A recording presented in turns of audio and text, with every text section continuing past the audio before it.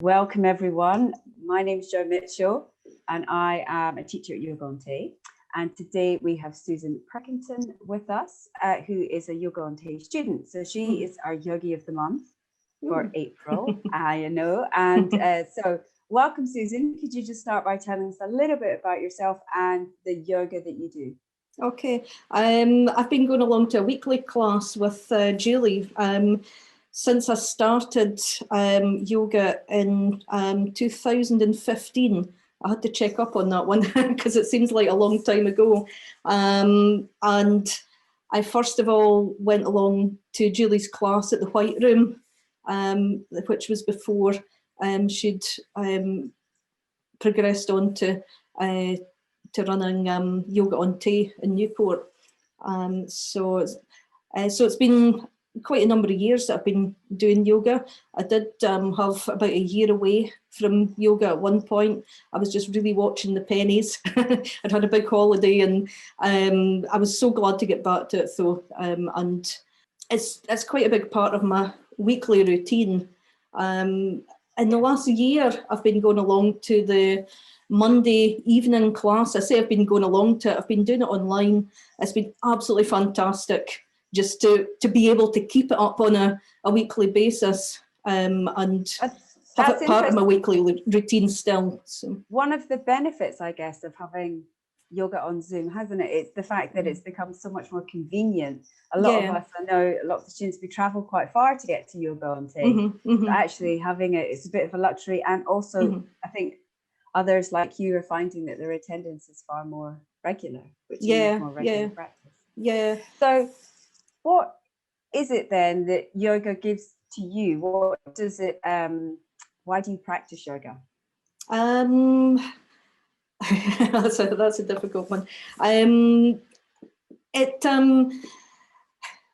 gives me a nice sense of routine to have it there every week. That seems like a lesser thing to say, but I think my weekend from my music teaching is on a Sunday and a Monday. It gives me a nice start to the week. It makes me feel quite centred. There's maybe a wee bit of inner peace at the start of the week. I think when you're practicing yoga, without it being any sort of meditation, but I think that you're drawn in towards yourself and you're really just focused on the moment when you're in the class and you're thinking about the actions that you're doing. Julie has great guidance within her class as well, and it's just she's very trustworthy. And she's a safe pair of hands. Yeah, she certainly is. So I really enjoy the class. It also my shoulders. I've had shoulder issues over the years. I play guitar and I teach guitar, and I'm not saying it's exactly the guitar playing that's caused the injuries, but just various daft things that I've done over the years. I've carried guitars around on my back, walking for miles to get from one guitar lesson to the next, and injured my shoulders over the years. But in the last number of years whilst doing yoga, I feel that my shoulders are a lot freer. Also, I'm told by Julie, and I'm sure she's so very, very right, that I store my tensions in my shoulders, any stresses and worries. So it's really great just to loosen off your shoulders and just have a bit of movement within the yoga class. So. Yeah, I get that whole the shoulder. So many times in person over the years that Julie's asked the class, relax your shoulders, and she just come round and just give me that wee tap on either shoulder. You go, oh right, there, that's it. I found it now. So. And can you tell us anything? Do you remember your first class? Can you tell us anything about it, or is it? You mentioned you found Julie at the White Room. Do you attend classes there? Yeah, a friend of mine had gone along to Julie's class, and to be honest, she didn't stick with the class, but I was I took the opportunity to go along with someone I knew for the first class, and that encouraged me to go along, and as I've been saying, that as soon as I went along, I realised I was in very safe hands. But it was the attendance of the class was quite low, so Julie was still to pick up her momentum, but you could tell that she was a great teacher. Often quite a small class in those times. But I think, yeah, a lot of people have, when she was new, she moved here and was then looking, you know, to build up a customer base or to a group of students, and a lot of those people that she taught in that small class environment, they've all stuck with her because it would have been so amazing.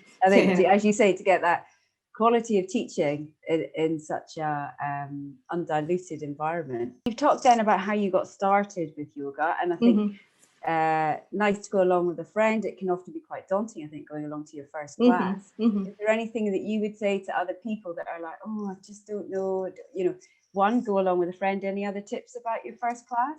Well, I think going along to Julie's class, she often has a lot of different options for people who are at various different levels, and also different abilities and different ages. And she very much takes into account if people have, say, back problems, or, you know, if they've had an injury. Particularly when I went along to the gentle class on the Thursday, but throughout all of her classes, she takes into account different abilities. Also, with it being Iyengar Yoga, you have props and blocks and bricks and bolsters and all sorts of things that you can adapt into your poses to make them a whole lot more accessible, as you'll very much know yourself, Jo. But there's always a slightly easier option if you feel that you're not as advanced as other people that have been along to the class for possibly many years. So I think there's easier ways around things, or there's the more difficult route if you want to push yourself. So depending how you're feeling that day. I know it does. You can get lots of different levels of student in every class, really. Now, is there a particular? Have you got any poses that you really enjoy? Your favorite poses or pose, or anything that you're like, yeah, that works for me, for my body, it's a good one. Okay. I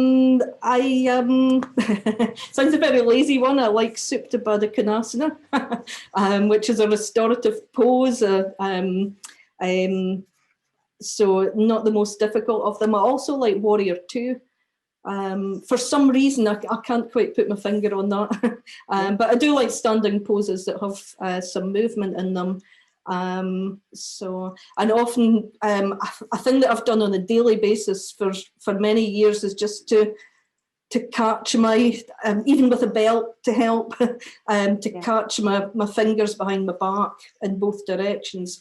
I do that on a daily basis, and that really helps to free up my shoulders a little bit, just give myself a bit of a stretch early in the day. So, that's good. That's fantastic. And it's a great pose, isn't it? Because the Gomukhasana, you get, and it's asymmetrical, so you can do it on both sides, and it's quite revealing what's going on in your shoulders, how it feels, isn't it? But I do have to admit, though, I'm not much of a practicer. So I love my weekly class, but the whole week just seems to run round so quickly that I do have the intention that I'll get a little set up in the corner of the house.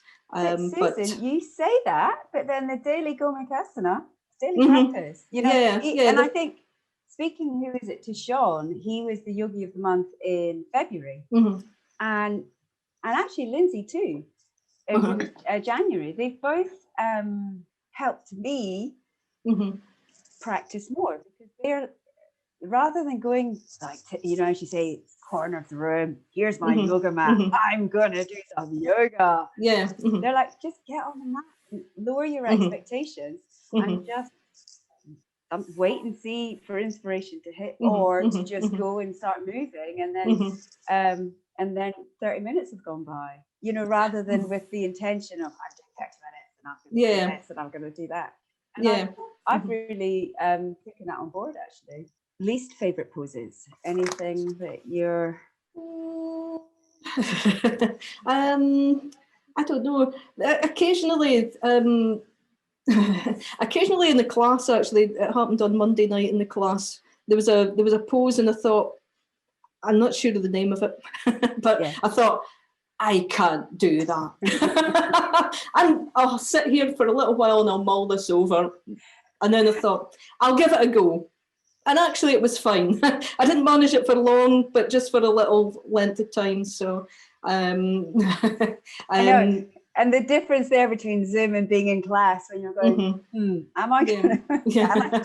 But I was quite impressed with myself because I tried. Yeah. So, but yeah, there are some poses. Actually, even just child pose, I find quite difficult. I can't. Everyone's bodies are made differently. I just can't seem to get back down to the floor when I'm in that pose. And my ankles seem to be a little bit inflexible for certain things as well. But sometimes that can be remedied by using a block or a brick. And sometimes it's just that you can't stay in the pose for too long. You just got to just give it a go for a while. So. Yeah, and every practice being different, every day is different. And then what do you enjoy about coming to class? And for Zoom as well at the moment, we're not in the studio. I certainly enjoy the routine of the class. I do really look forward to being back in person in class. As much as the Skype is very convenient, it's nice to have the social aspect to come along to class, and the knowledge that Julie's there in the room and you can go, please, can I have a little help? It's nice to have that more sort of hands-on, even if it's in a distanced environment, the way things are at the moment. But yeah, very much look forward to being in person. And so yeah, I think that should happen soon. Yes, it should. It's all planned. I think it will be. I can't remember, the 26th of May. I think we're hoping to be classes back in the studio. Yeah, I know Julie's really looking forward to that too. Yeah. So that's great, Susan. Well, I think we've covered all our yoga questions. So thank you very much for your time. It's been lovely talking to you. Yeah, it certainly has for me as well, Jo. So, and I look forward to seeing you in a class at some point. I know, that'll be good. Yeah, that's fantastic. Okay, thanks very much then.